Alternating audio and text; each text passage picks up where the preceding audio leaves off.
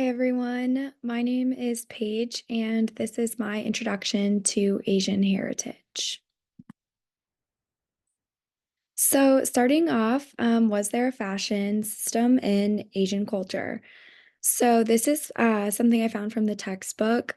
Scottish photojournalist John Thompson traveled China from 1868 to 1872, exploring and photographing sites and people. And during his visit, he noted the lengths to which women went to preserve their hairdos for up to a week. And he explained how they sleep with their necks supported on rigid headrests made from ceramic or other hard materials. And he began to wonder to himself, is this not fashion? And while I was reading this, the first thing that came to mind was people always say, like, beauty is pain. And beauty plays into the role of fashion, and I think that obviously I don't think that these rigid headrests were the most comfortable things for these women to sleep on, and even though this wasn't necessarily something that was worn, this was a step that they took in their culture to preserve, their hairdos, and so for me, I would definitely consider that fashion. Okay, and then next, fashion theorists take on Asian fashion system. So Sir George Staughton claimed that Chinese dress reflected a changeless society.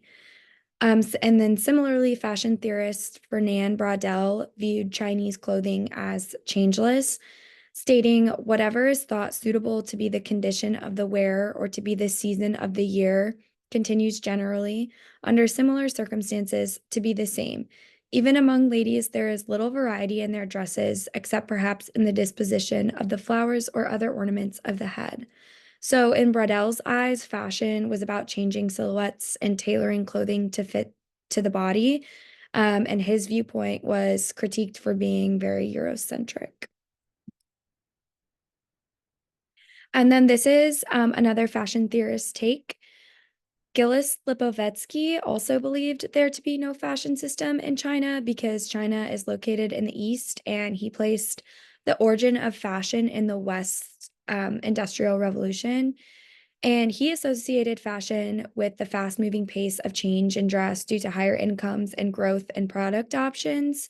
So, in his eyes, since Asia didn't experience the same consumer driven changes as the West, they didn't have fashion. Okay, and then my two cultures, Asian cultures that I compared were China and Japan. So, starting off with China, in the Tang Dynasty, practice of beauty held much importance to women. Makeup was super important in the Chinese culture as it symbolized social status. And Chinese makeup fashions are traced using archaeological evidence. And the record shows that a smooth white face served as the base of many ancient Chinese makeup styles. The Tang women used powder to whiten their face, along with dark lips and painted eyebrows slanting upward from the outer forehead to the top center, like the Chinese character for eight. And then when it comes to Chinese dress, it was mainly composed of loose robes, each robe consisting of two long panels seamed at the center of the back and left open in the front. And then two characteristics that remained a mainstay in the Chinese culture was the preference for silk due to the use of the Silk Road and the steady obsession with hair and headgear by both men and women. And then moving on to Japan. So makeup consisted of white powder, painted eyebrows, and dark lips. The form of dress in Japan became known as the kimono, which consisted of lengths of cloth sewn together. And this was introduced during the Heian period. The kimono is made up of mainly silk and cotton, but also has hemp, rainy linen, and banana fiber. And it's traditionally it is a single garment worn by males and females of all ages for all occasions and during all seasons.